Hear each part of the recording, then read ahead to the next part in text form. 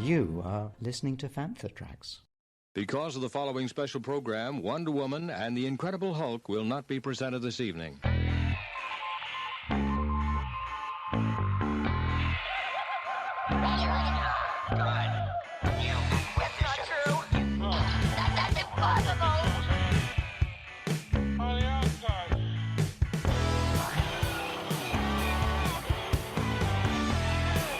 It's time to get all your Star Wars news in a single file.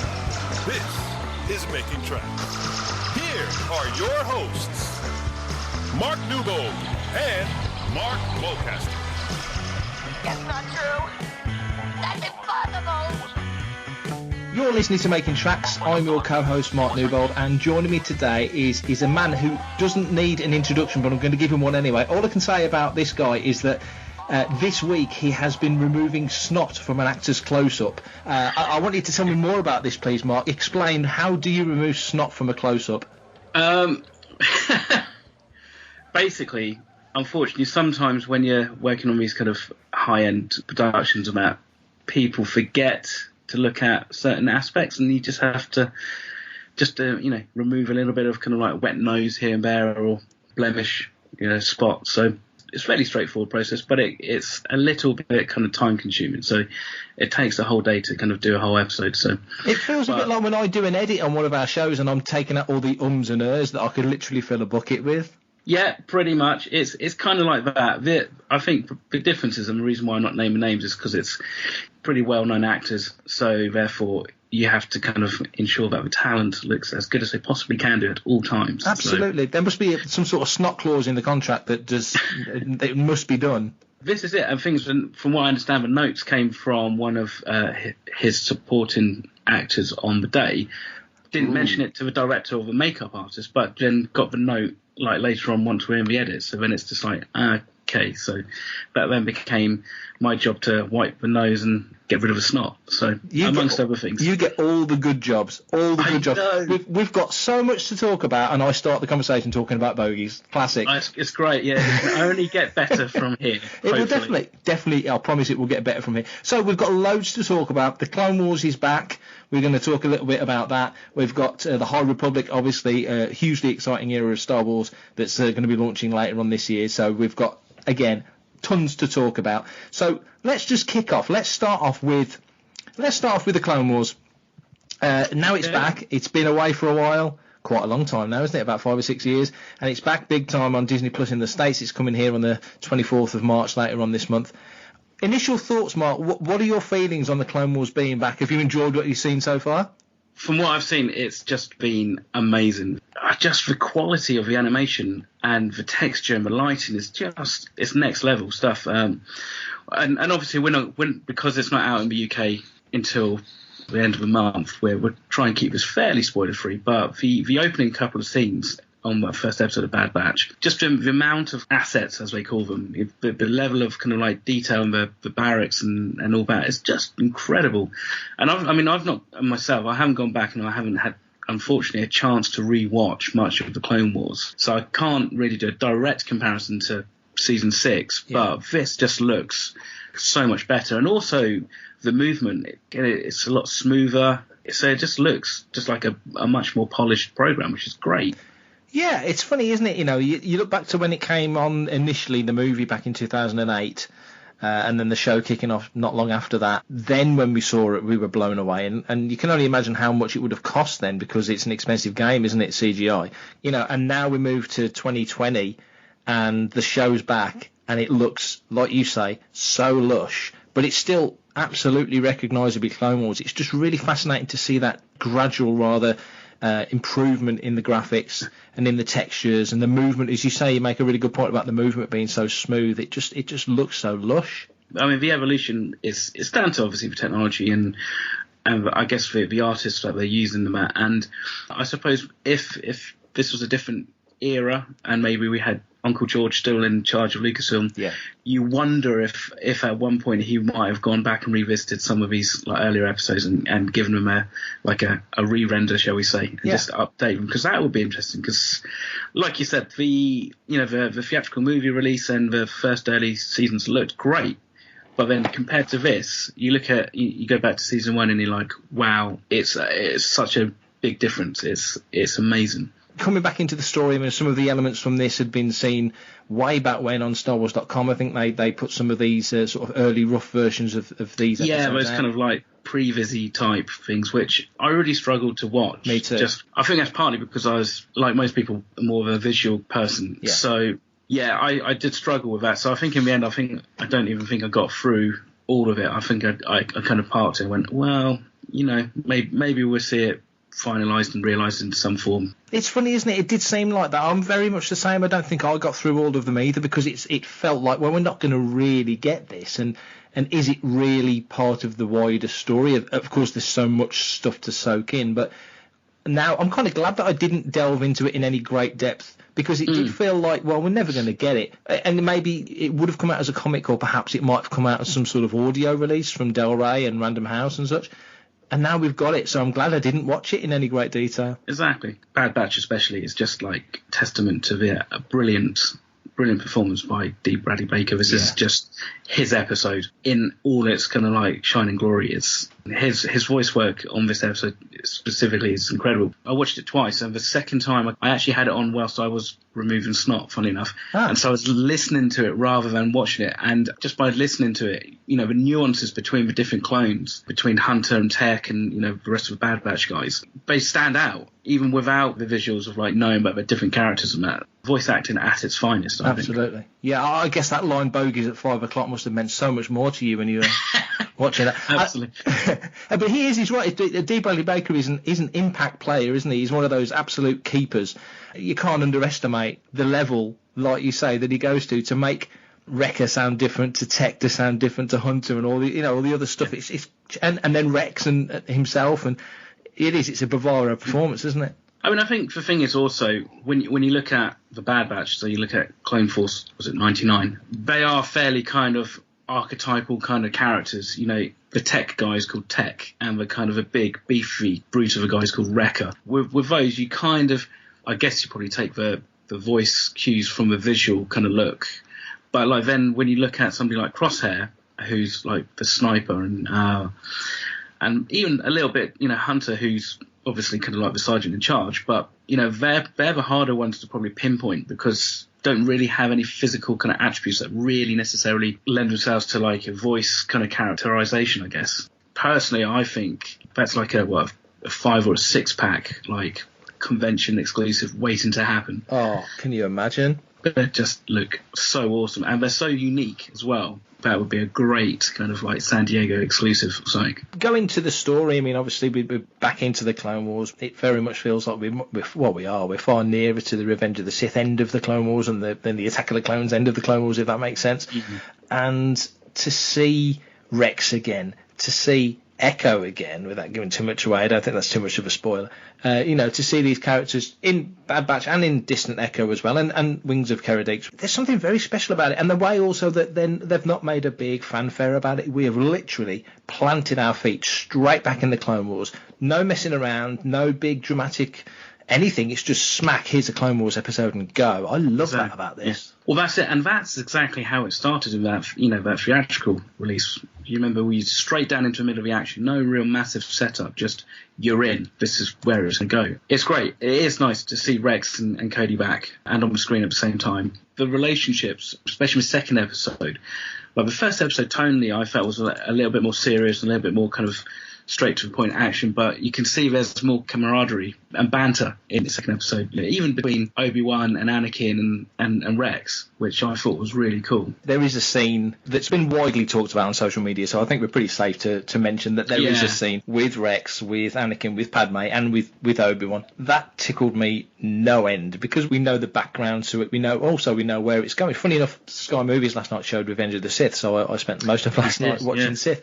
And so that even brought it even more into focus, having just seen these episodes. What was your take on that little moment between Anakin and Padme, and especially with Rex and the Obi-Wan scene as well? It's definitely leading up to that Revenge of the Sith reunion that they have. And I know people were saying, especially when the trailer dropped, she looked pregnant, but I didn't really kind of think there was much of a hint of her being pregnant. You know, she was wearing that kind of like mini skirt dress thing that she wore on Mustafar, but that was kind of where the connection was. I didn't really see a bit of a bump or anything like that, but it's all there. The cues are there. It's kind of there to set up what's going to come. And, you know, she has some wise words for Anakin, especially, you know, how to deal with Rex, to remind Anakin that actually, you know, if roles were reversed, he would do exactly the same kind of thing.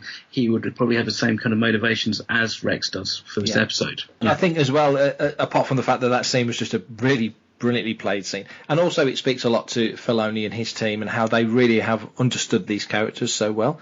And that watching Clone Wars now, when you go back and watch Revenge of the Sith, for example, like I recently did, it just makes those scenes with Obi-Wan and those characters and the clones sing even more, because you kind of know that all this other stuff has happened to them in the show. It just, everything elevates everything else, makes it that much better. And that's it. And I think that was, you know, really one of the primary briefs of the Clone Wars to begin with, was really just to kind of help bridge those gaps between the films. But even before season 7, it's done it brilliantly. That one scene, I can't remember, but is there much of a hint before with Rex really knowing about Padme and Anakin's relationship in such a direct, overt kind of way of like he's actually covering for Anakin? I don't think there's been such a full-on... I mean, there's no doubt he knew he was covering for it, and also that Obi-Wan knows as well, and he's just kind of being subtle, because Anakin is... I suppose you've got to remember, Anakin is still only sort of 22 at this point. He's barely out of his teens, isn't he? You know, he's still a kid himself. Obi-Wan's treating him with kid gloves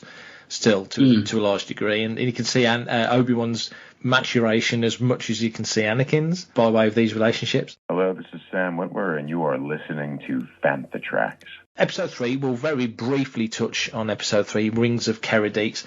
There were some gorgeous visuals in there, as there was in both previous episodes. I mean, Distant Echo, the scene with the shuttle coming in, I've got to say the design for that shuttle was just lush. Right. Absolutely. I'll put a review on Fantha Tracks. And just to say as well, in episodes going forward, we're going to, in the show notes, put more links to articles on Fantha, so if you want to look more into detail about the stuff that we're talking about on the show going forward, head to the site. The links will be in the show notes, so we want to make sure people know that for the reviews, and we'll make sure that the review link for Wings of Kerridix is in here as well when this episode lands. Yeah, episode 3 as well. You know, the action's ramping up, the intrigue's building, and also Clone Wars has been so good in doing arcs, so now we feel like we're coming to the end of this particular arc as the action moves on. What did you think of the third episode? Thought it was a really good, solid, action-packed episode, and these episodes really do benefit from watching them almost as a complete arc. I watched episode 1 again yesterday. This morning I've watched episode 2 and 3, so it's just been, and because they do link up, so you know it's just a continuation of that operation, man. And those droids looked really cool.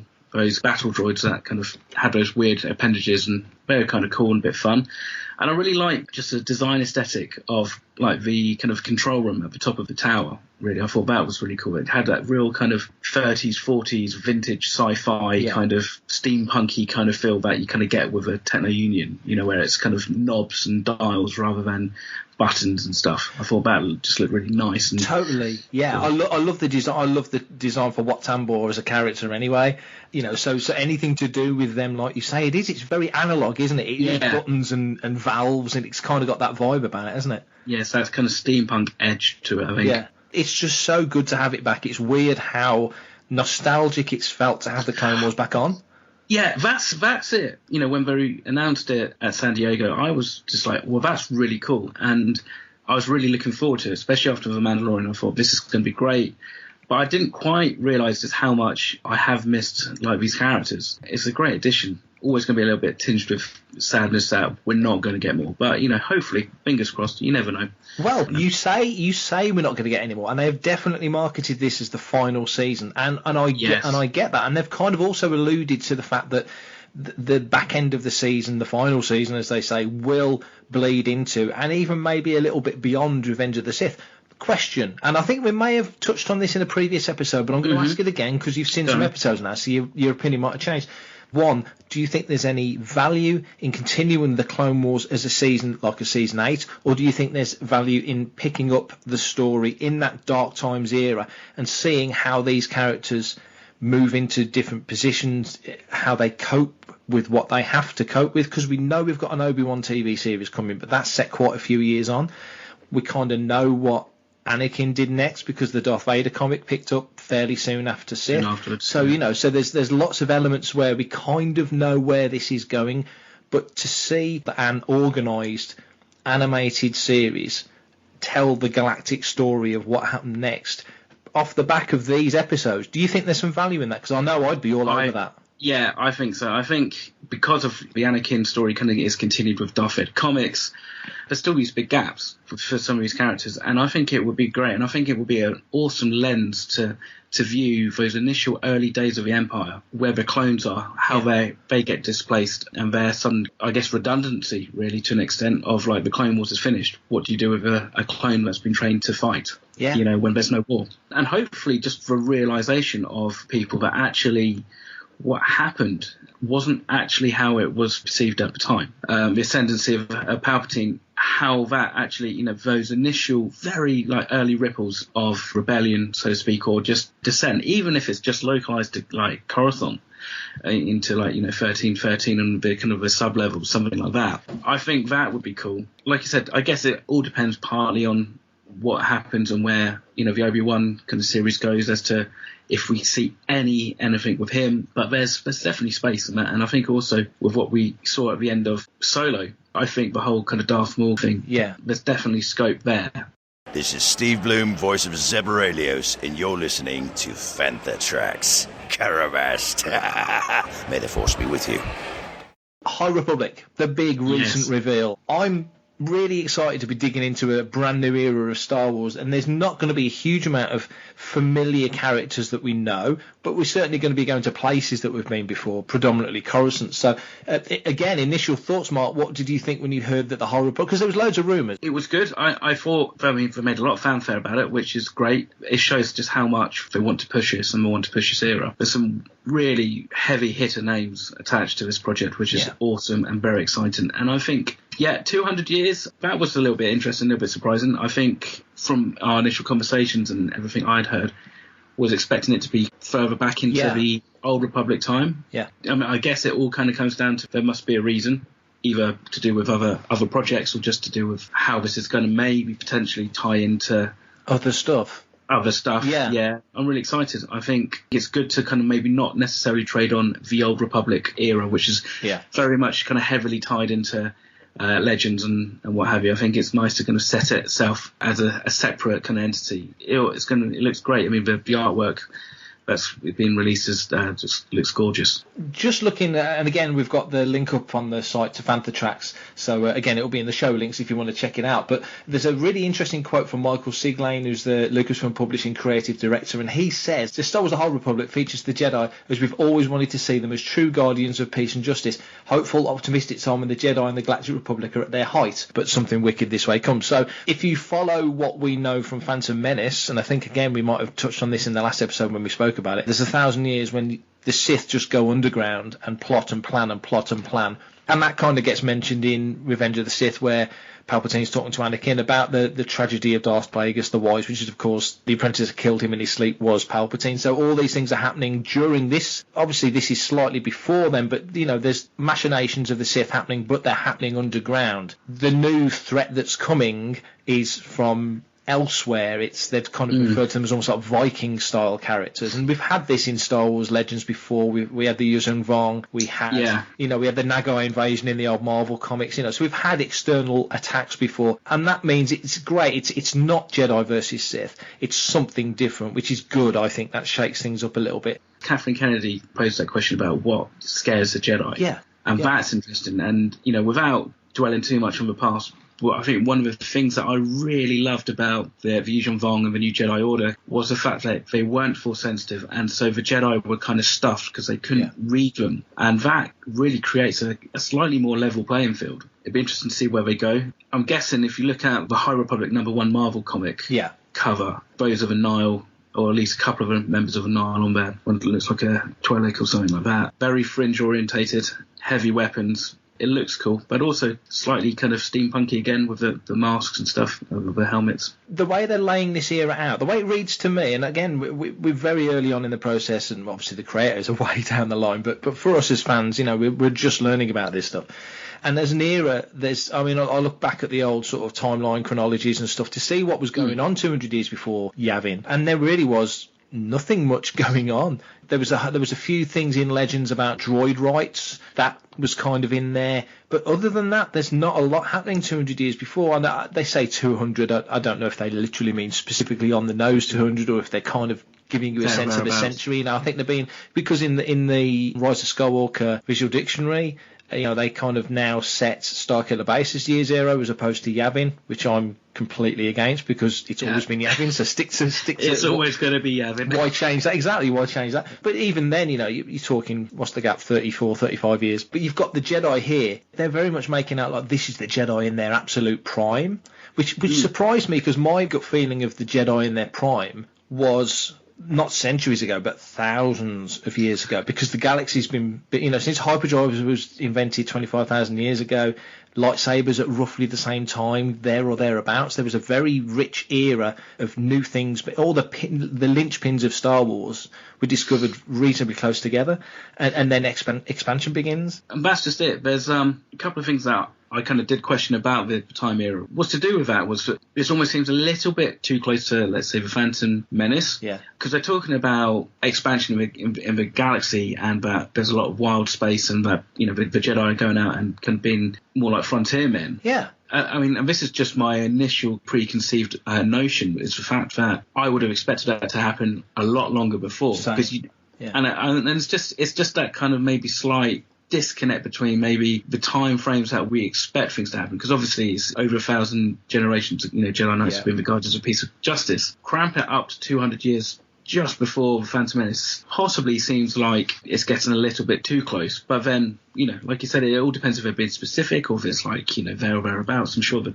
timeline is going to work its way out once we kind of know what's going on. It feels a little bit like, and maybe there's an analogy that the authors have considered. When America was settled initially, it was like 13 states, so it was a much smaller concern. And then after they got their independence, then America expanded as they went further and further west and became what it is now. So it's a different environment. I'm very much into the maps and that side of the galaxy, so I'll be fascinated to see. Presumably Coruscant was the capital, still the capital then. We know it's not the capital by the time of Force Awakens, of course. It's moved. But where are the primary areas of the galaxy? Where are the battlefronts, if you like? Where are these enemies coming from? Because even in the classic era, the original trilogy era, it's very much the case that Coruscant is where it is, and to the east of that is where the populated areas of the galaxy are, but to the west it's the unknown regions and the western reaches and all that sort of stuff. Not very explored. There's a lot out there, which plays into Palpatine's plans in Rise of Skywalker perfectly. So I'm all in for that.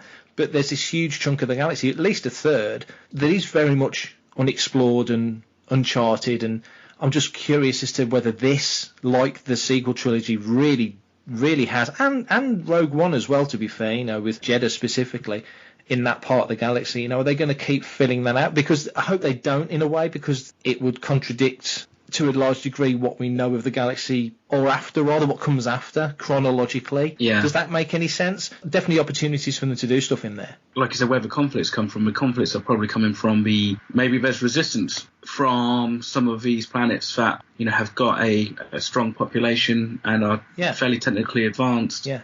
And just don't want to be part of a republic. Potentially you've got like despots and these Nihil guys and girls who could potentially be controlling or running a protection racket over a certain sector of the galaxy, and therefore that's where resistance comes from. What I'm quite looking forward to, potentially anyway, is maybe not having to necessarily talk about the Sith, because in theory we should be in part of the timeline when, I guess, the Force is imbalanced to an extent. So therefore, we don't necessarily need a huge amount of conversation about what balance is, Chosen One, and all that kind of stuff. So it'd be quite nice to see the Jedi, but without being hamstrung to everything that comes from the prequel trilogy onwards to do with prophecies of the Chosen One and stuff like that. That's a really good point, because when you got to the prequel trilogy era and the war kicks off, and of course we know Palpatine was playing everybody against each other and he was controlling both sides anyway, so it was a genius master plan, because whichever side won, he won. He couldn't lose, really. He had it in the pocket. It was just how long it took to play out, playing the long game.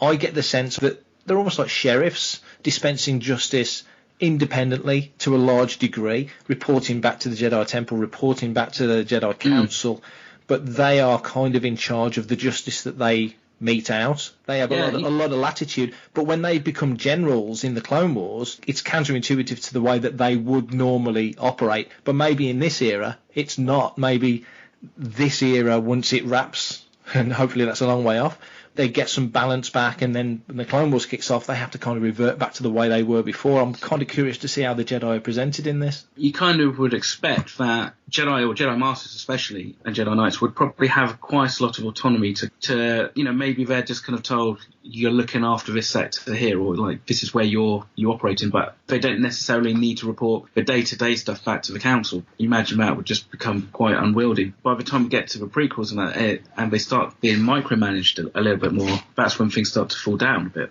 I'd expect, hopefully, to see a lot more clever use of negotiation and mediation tactics rather than just kind of, swinging your lightsaber. But I guess at the same time, they need to be able to do both. They need to be able to negotiate and mediate, and also then protect those who need protecting against. But don't you find in the prequel era, and it became more prevalent as it went on, especially in the films, maybe not so much in the Clone Wars animated, but definitely in the films, that there was a growing public distaste for the Jedi, especially on Coruscant, because that's where they're based. Elsewhere, Shmi says it, there's no Republic out here. There's no law out here. We're on our own. So the outer rim and the further out elements of the mid-rim, the nearer in you get, probably the more prevalent they are. You hear in Attack of the Clones there's only 10,000 Jedi in the galaxy anyway, so they would hold a hugely elevated status, and it would be a bit like Captain Marvel in Avengers Endgame going, well, I'm not in this part of the galaxy that often, there's other planets that have got stuff that needs taken care of. Exactly. So it's like the Enterprise, I'm not, Captain Picard says to some guy, well, we might not be around here for another 75 years, so if you want to join the Federation, now's the time, sort of thing. Do it. The Jedi are sparse by nature because not everyone's born with the Force, and personally I don't think they should be. I don't think that's the point of the Force, that everybody can have it. I don't think that's the message of what the Force is about to characters, because if everybody had it, not everybody's got the mindset to deal with it. The temptation would be incredible. Half the galaxy would turn to the dark side if everybody had the Force. Absolutely, yeah. But I think there's that arrogance of the Jedi in the prequel era. Because they're blind to the Force, Yoda sees that there's a problem. Mace, more than Yoda, really sees that we're blind to the Force now, and we're not receptive to it like we should be. I'm very curious, stepping back 2 centuries, Yoda's been training Jedi for 800 years. I don't know if he was the head of the Jedi Council at this time period, but I would imagine he's certainly on the Council, if not heading it. Yeah. You know what I mean? He's the one big link I'm expecting to see. And please, Lucasfilm, don't change the way Yoda looks. He wouldn't look that different. If he's at 900 years old, he's not going to look that different. Well, that's it. That's the worry, isn't it? Yeah. And this is kind of what I said last time about potentially having to have Yoda in stuff earlier on, is actually, what do they do? Okay, you expect him to have a little bit more hair, maybe. It might be maybe I mean, bit of a frog.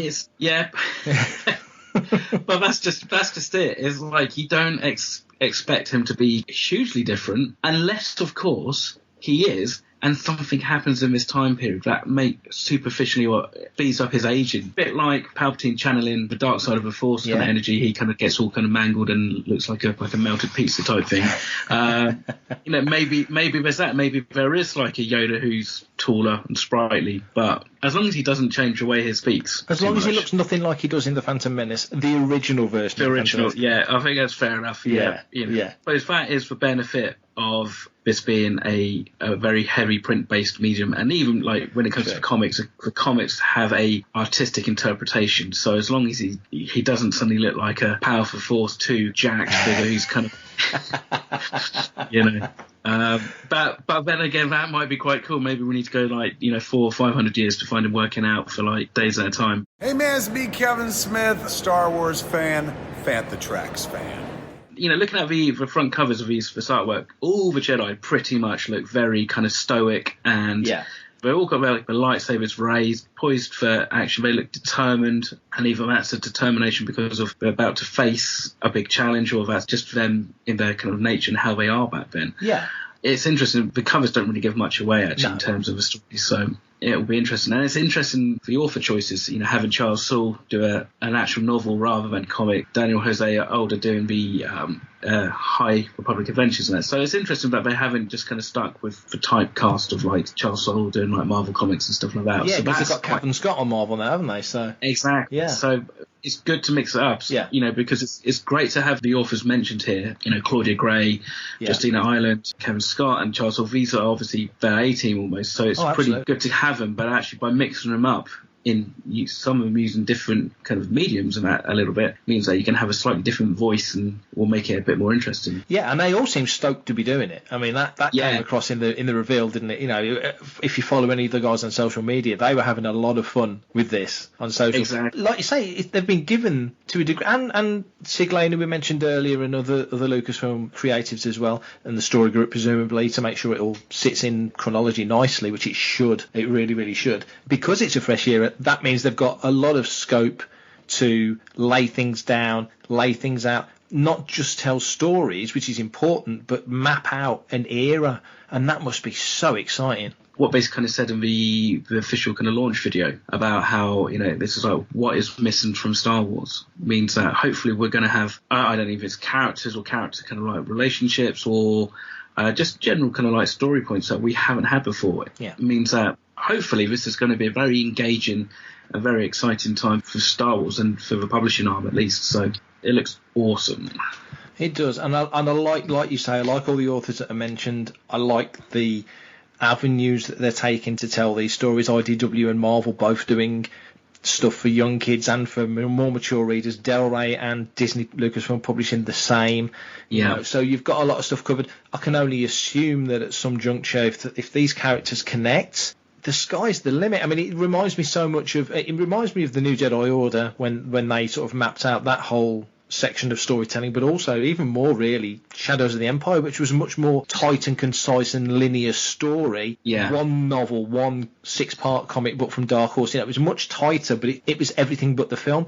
My point being with this is because we're in a new era, we were told we would find out the director and the name of the film that's coming out in 2022 in January, and of course we didn't.